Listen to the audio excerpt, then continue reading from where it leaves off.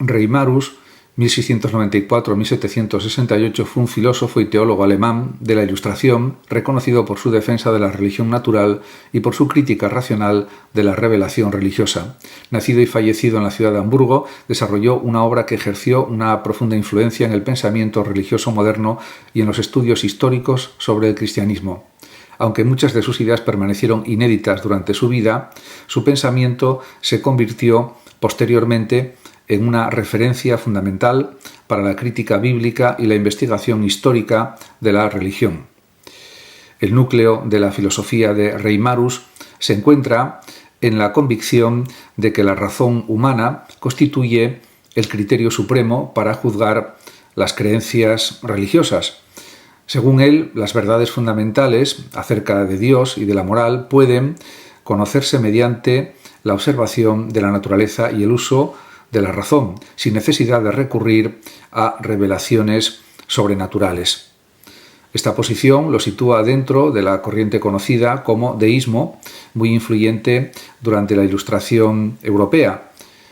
Y en este sentido hay que decir también que Reimarus sostenía que el universo revela la existencia de un creador inteligente y ordenado, la armonía de la naturaleza, las leyes que regulan el mundo físico y la capacidad racional del ser humano constituían, a su juicio, pruebas suficientes de la existencia de Dios.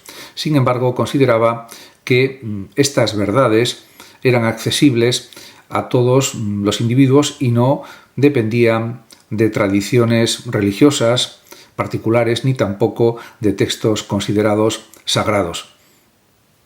Uno de los aspectos más controvertidos de su pensamiento fue su crítica de la revelación bíblica.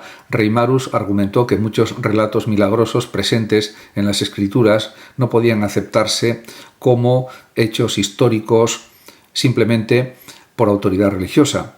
Creía que toda afirmación debía someterse al examen racional y a la evidencia disponible. Por ello cuestionó numerosos elementos tradicionales de la interpretación cristiana y defendió una lectura crítica de los textos bíblicos. Especialmente influyente fue su análisis de la figura de Jesús. Reimarus sostuvo que era necesario distinguir entre el Jesús histórico y la interpretación posterior elaborada por sus seguidores. Según su tesis, Jesús habría actuado principalmente como un predicador judío que esperaba una transformación política y religiosa de su pueblo. Esta interpretación abrió un camino de investigación que más tarde daría origen a los estudios modernos sobre el Jesús histórico.